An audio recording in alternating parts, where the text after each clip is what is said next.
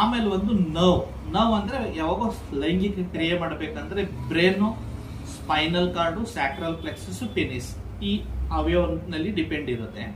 So some time nerve damage, ಒಬ್ಬೊಬ್ಬರಿಗೆ spinal cord injury ಆಗಿದಿರ್ಬೋದು, ಅಥವಾ ಡಯಾಬಿಟಿಕ್ ನ್ಯೂರೋಪತಿಯಿಂದ ನರ್ವ್ಸ್ ಡ್ಯಾಮೇಜ್ ಆಗಿದಿರ್ಬೋದು, ಅಥವಾ ಒಬ್ಬೊಬ್ಬರಿಗೆ ಬ್ಯಾಕ್ ಪೇನ್ ಸಮಸ್ಯೆ ಇರ್ಬೋದು. ಇವೆಲ್ಲಾ ರೀಸನ್ ದಿಂದ ಉದ್ರೇಕ ಕಡಿಮೆ ಆಗುತ್ತೆ. ಅಥವಾ ಲೈಫ್ ಸ್ಟೈಲ್ ಡಿಸಾರ್ಡರ್ ಅಪ್ಪ, ಯಾರಿಗೆ ಸುಮ್ಮನೆ ಸಾಫ್ಟ್ವೇರ್ ಎಂಪ್ಲಾಯ್ ಇದ್ದೀರಾ ಅಥವಾ ಯಾವುದೋ ಒಂದು ಗೌರ್ಮೆಂಟ್ ಆಫೀಸ್ ನಲ್ಲಿ ಕೆಲಸ ಮಾಡೋರು ಇದ್ದೀರಾ, 9 to 6, 9 to 7 ಸಿಟ್ಟಿಂಗ್ ಜಾಬ್ ಇದೆ. ಬೆಳಗ್ಗೆ 7 ಗಂಟೆಗೆ ಎದ್ದೇಳ್ತೀರಾ, ಸ್ನಾನ ಮಾಡ್ತೀರಾ, 8 ಗಂಟೆ 8:30 ಕ್ಯಾಬ್ ಹತ್ತೀರಾ, 10 ಗಂಟೆಗೆ ಆಫೀಸ್ ಹೋಗ್ತೀರಾ, ರಾತ್ರಿ 7:30 ಆಗುತ್ತೆ, ಊಟ ಮಾಡ್ತೀರಾ, ಮಲಗ್ತೀರಾ. ದೈಹಿಕವಾಗಿ ಯಾವುದೋ ವ್ಯಾಯಾಮ ಇಲ್ಲ, ಅದರಲ್ಲಿ ಓವರ್ ಈಟಿಂಗ್ ಇದೆ, ಅದರಲ್ಲಿ ಜಂಕ್ ಫುಡ್ ಇದೆ. ಇವೆಲ್ಲ ಲೈಫ್ ಸ್ಟೈಲ್ ಡಿಸಾರ್ಡರ್ ನಲ್ಲಿ ಬರುತ್ತೆ. ಅದರ ಜೊತೆಗೆ ಏನಂದ್ರೆ ನಿಮ್ಗೆ ಸ್ಮೋಕಿಂಗ್ ಏನಾದ್ರೂ ಅಭ್ಯಾಸ ಇದೆಯಾ, ಆಲ್ಕೋಹಾಲ್ ಏನಾದ್ರೂ ತಗೊಳ್ತೀರಾ, ಅಥವಾ ಡ್ರಗ್ಸ್ ಏನಾದ್ರೂ ತಗೊಳ್ತೀರಾ, ಇವೆಲ್ಲಾ ರೀಸನ್ ದಿಂದನೂ ಕೂಡ ಉದ್ರೇಕ ಕಡಿಮೆ ಆಗುತ್ತೆ. ಮತ್ತೊಂದು ಏನಂದ್ರೆ ಸರ್ಟನ್ ಕಾಯಿಲೆಗಳಿರುತ್ತೆ. ಮೇನ್ಲಿ ಫಾರ್ ಎಕ್ಸಾಂಪಲ್ ಯಾರು ಡಿಪ್ರೆಷನ್ಗೆ, ಆಂಗ್ಸೈಟಿಗೆ ಏನಾದ್ರೂ ಟ್ರೀಟ್ಮೆಂಟ್ ತೊಗೊಳ್ಳುವಾಗ ಆಂಟಿ ಡಿಪ್ರೆಷೆಂಟ್ ಮೆಡಿಸಿನ್ ಇಂದ ಕೂಡ ನಿಮ್ಗೆ ನಿಮೂರಿಕೆ ಕಡಿಮೆ ಆಗುತ್ತೆ. ಒಬ್ರು ಹೈಪರ್ ಟೆನ್ಷನ್ಗೆ, ಬಿಪಿಗೆ ಮಾತ್ರೆ ತಗೊಳ್ತಾರೆ.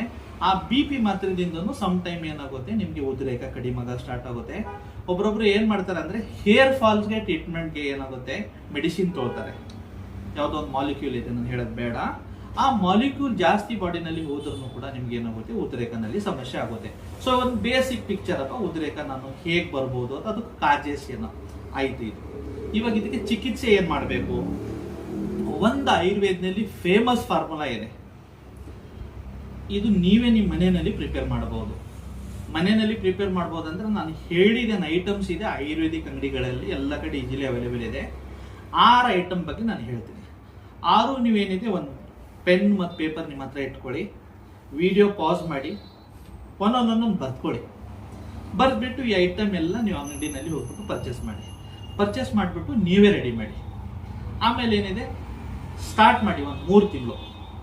ಯಾರ್ಯಾರು ತಗೋಬೇಕು ಅದನ್ನು ಹೇಳ್ತೀನಿ, ಯಾಕಂದ್ರೆ ತುಂಬಾ ಜನರಿಗೆ ಕನ್ಫ್ಯೂಷನ್, ನನಗೆ ಶುಗರ್ ಇದೆ ನಾನು ತಗೋಬಹುದಾ ಅಂತ. 100% ಶುಗರ್ ಇದ್ದವ್ರು ತಗೋಬಹುದು, ಹಾರ್ಟ್ ಪ್ರಾಬ್ಲಮ್ ಇದ್ದವ್ರು ತಗೋಬಹುದು, BP ಇದ್ದವ್ರು ತಗೋಬಹುದು, ಕಿಡ್ನಿ ಪ್ರಾಬ್ಲಮ್ ಇದ್ದವ್ರು ತಗೋಬಹುದು.